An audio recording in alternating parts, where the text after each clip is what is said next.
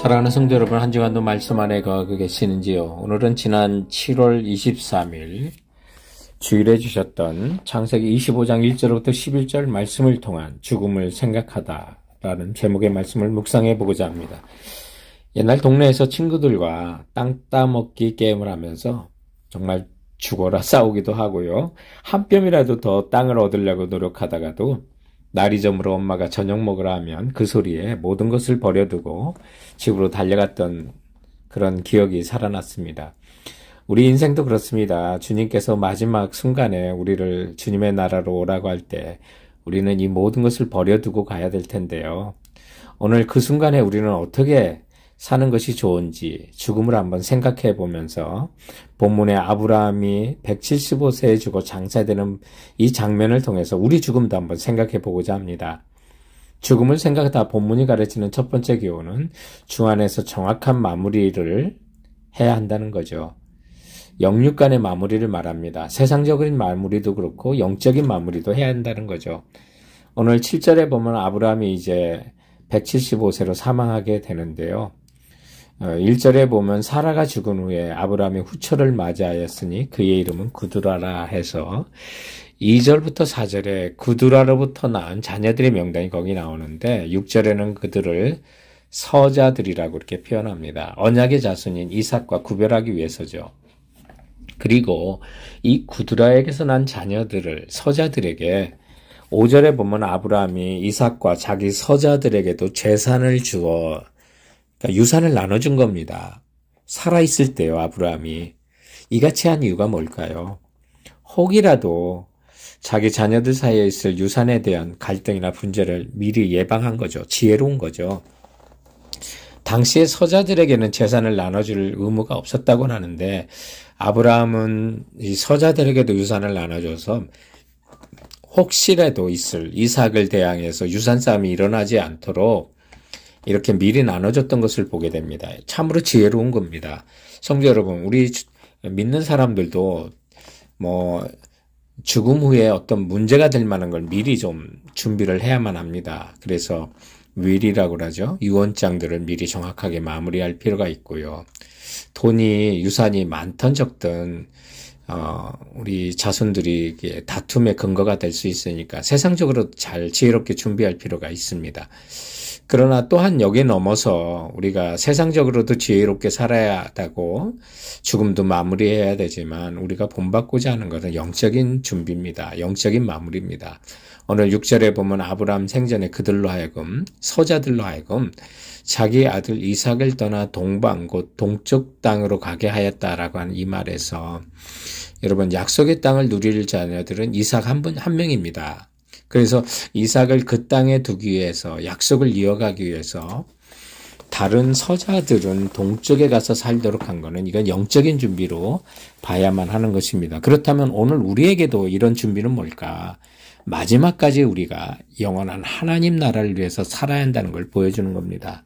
아브라함은 모든 걸 신경 쓰지 않고 그냥 죽음을 맞이할 수도 있었을 것입니다. 그러나 이제 아브라함이 그의 후손으로 또 오실 그 예수 그리스도를 준비하는 길이 이삭을 위해서 준비하는 길입니다. 이삭을 위해서 준비를 하면 야곱을 위한 준비가 되고 또 다윗을 위한 준비가 되고 다윗을 씨로 올 영원한 모든 족속을 위한 생명이 되시는 예수 그리스도를 예비하는 길이 되기 때문에 그 길을 끝까지 감당해 나갔던 것을 보게 된다면 사랑하는 성도 여러분, 정말 우리가 죽음의 그 순간 정확한 마무리가 되도록 육적으로도 준비하고 또한 사회적으로 준비할 뿐만 아니라 영적으로도 하나님 나라를 위해서 마지막 숨 거두는 그 순간까지 최선을 다한다면 후회함이 없는 아름다운 우리 죽음을 맞이할 수 있는 마무리가 된다는 사실 기억하시기 바랍니다.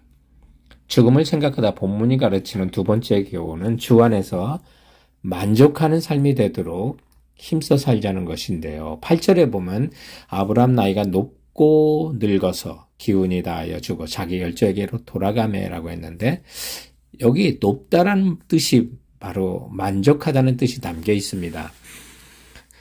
나이가 많다라고 하는 거는 우리가 나이가 늙어서라는 뜻에 담겨 있고요. 높다라고 하는 것은 이제 원문을 직역해 보면 100발의 나이로 그 연수가 충만하여 만족했다라고 이렇게 해석할 수가 있는 부분입니다.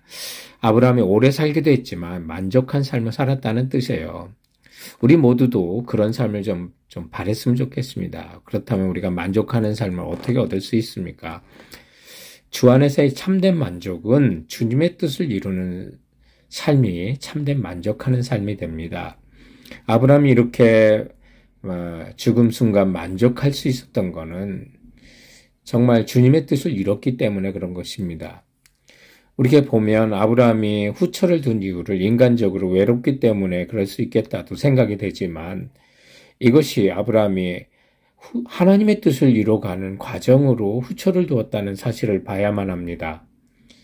그래서 아브라함에게 99세가 되었을 때 하나님께서 약속하셨잖아요. 창세기 17장에 나오는 장면인데 4절에 너는 열국의 아비가 된다고, 또 17장 6절에 아브라함의 후손들을 심히 번성하게 해서 내게서 민족들이 나게 하며 왕들이 내게서 나오리라 했는데 그것을 이뤄가는 과정이에요. 그래서 오늘 이 본문을 보면 하나님의 뜻을 이뤄가는 과정으로 보고 하나님의 뜻을 이뤄드렸을 때 아브라함은 만족한 인생이 되었다라는 사실을 우리가 보아야만 하는 것입니다. 오늘 구드라가 낳은 6명의 아들을 보면 아수르가 이름이 나오잖아요. 아수르와 아람 민족의 조상이고요. 또 손자들 7명과 증손자 3명의 이름을 거기에 나와서 16명의 이름이 소개되는데 눈에 익은 이름들이 있습니다. 2절에 수아가 나오는데 욥기에 보면 욥의 세 친구 가운데 수아 사람 빌닷이 나오는데 바로 이 수아는 빌닷의 조상이고요. 3절에 욕산과 스바와 드단을 낳았으며 라고 했는데 여기 이제 스바, 바로 솔로몬을 찾아왔던 스바 여왕, 그 나라의 조상이기도 하고요. 또 2절에 미디안이 나오는데 바로 요셉을 17살의 나이 때 은 20의 상인들이 미디안 상인, 또 모세의 장인 이드로가 미디안의 제사장이었던 걸 보게 되면 정말 아브라함의 그 자손을 통해서 여러 열국이 이루어졌구나라는 사실을 깨닫게 되는 거죠. 그래서 아브라함이 이렇게 만족한 죽음을 맞이하고 만족할 수 있었던 것은 여러분 하나님의 뜻을 이뤄드렸기 때문이라는 사실을 기억하시기 바랍니다. 삶이라는 건 어떻게 시작하느냐가 아니라 어떻게 마치느냐가 중요하고요. 우리가 하나님의 뜻을 온전히 이뤄드리는 삶이 될 때 우리의 죽음을 맞이하는 마지막 순간도 만족할 수 있다는 사실을 믿고 나가시기 바랍니다. 죽음을 생각하다 본문이 가르치는 마지막 3번째 교훈은 자녀들에게 하나님 나라 복을 얻게 해주세요 라고 하는 겁니다. 우리 자녀들이 다 예수 믿고 주 안에 있다면 우리가 정말 편안한 죽음을 맞이해도 여러분 정말 감사할 수 있는 것입니다. 11절 말씀에 아브라함이 죽은 후에 하나님이 그의 아들 이삭에게 복을 주셨고 라고 하는, 아브라함이 죽은 후에 이제 이삭이 하나님께 복을 받는 장면이 나오는데요. 근데 이삭만 아브라함의 아들이 아니잖아요. 이스마엘도 있어요. 9절로 또 10절에 보면 이스마엘이 이삭과 함께 아버지를 이제 막벨라 굴에 장사하는 장면이 나오는데, 그렇다면 왜 이스마엘은 하나님 복을 안 주시고 이삭만 복을 주셨나? 하나님의 주권이신데 이제 신약의 그 해석을 갈라디아서 4장 23절을 보면 종의 자녀와 자유 있는 자녀와의 그 차이를 보여주는 거고, 육체를 따라 난 자와 약속을 따라 난 자가 무엇이 다른지, 또 갈라디아 4장 29절에 육체를 따라 난 자와 성령을 따라 난 자가 무엇이 다른지를 보여주는 거예요. 그래서 하나의 예표인데 여러분, 우리 자녀들이 예수 그리스도를 믿게 하면 종의 자녀가 아니라 자유의 자녀가 되고, 육체를 따라 난 자가 아니라 약속을 따라 난 자가 되고, 성령을 따라 난 자라는 사실을 보여주는 거예요. 그러므로 성도 여러분, 우리가 예수 그리스도를 구주로 주인으로 고백할 때 성령을 받지 않으면 고백할 수 없다고 그랬잖아요. 그러므로 여러분, 우리 자녀들이 성령을 받아 예수님을 구주로 영접했다면 하나님의 이미 복을 받았다는 사실 기억하시고, 그 자체가 복이구나. 세상적인 복을 무엇을 더해주려고 하지 마세요. 그 자체로도 복이라는 사실 기억하고, 우리 성도들도 주 안에 있으면 내가 복을 받았고 우리 자녀들도 예수 믿으면 그게 복이라는 사실을 가르치고 나간다면 우리 자녀들이 영적으로 살게 되는 거고요. 그렇다면 그 영적인 모든 성령을 받은 자녀들은 하나님이 복 주시고 모두를 주님께서 상급을 주신다는 사실 기억하시기 바랍니다.